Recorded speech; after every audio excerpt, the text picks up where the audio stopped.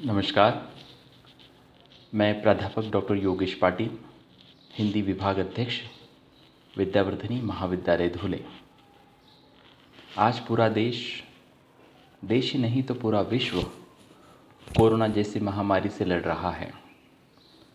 इस दौरान work from home के अंतर्गत आज हम एमए प्रथम वर्ष हिंदी पेपर क्रमांक 3 पाश्चात्य काव्यशास्त्र के सिद्धांत तथा आलोचना इस विषय के अंतर्गत अनुकरण सिद्धांत पर चर्चा करेंगे।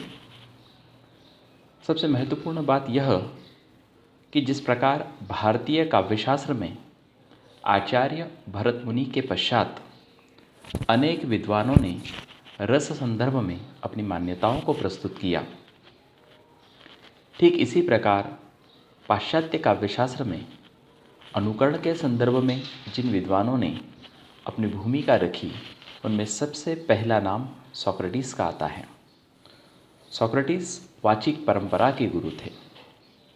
प्लेटो को अनुकरण सिद्धांत के प्रवर्तक के रूप में जाना जाता है।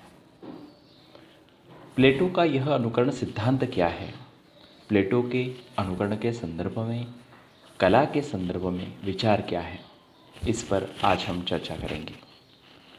पाश्चात्य काव्यशास्त्र में अनुकरण सिद्धांत का वही स्थान है जो भारतीय काव्यशास्त्र में रस सिद्धांत का। काव्य अभिव्यक्ति का प्राचीनतम रूप है। काव्य और नाटक इन दो साहित्य प्रकारों को लेकर अनेक प्रश्न उठाए गए हैं। उनमें से एक प्रश्न उसके स्वरूप के संबंध में था। यह प्रश्न था कि भारतीय काव्यशास्त्र में भी नाटक को देखने के पश्चात दर्शक को जो आनंद होता है उसके स्वरूप को लेकर व्याख्या करने का प्रयत्न हुआ। भरत मुनि के रससूत्र की व्याख्या बाद के आचार्यों ने भिन्न भिन्न प्रकार से की है। ठीक इसी प्रकार यूनान में काव्य के स्वरूप को लेकर सुकरात, प्लेटो और अरस्तु ने जो व्याख्या प्रस्तुत की है उस पर लंबी बहस तब से लेकर आज तक विश्व के अनेक चिंतकों में चल रही है। काव्य जीवन और प्रकृति का मात्र अनुकरण है और इसलिए वह तृतीय श्रेणी का है। सुकरात और प्लेटो की इस स्थापना को लेकर काफ़ी कुछ लिखा गया। अनुकरण के संदर्भ में मध्य युग से लेकर आज तक पाश्चात्य में विभिन्न भाषाओं में इतना कुछ लिखा गया है कि उसकी सूचीबद्ध करना भी असंभव है।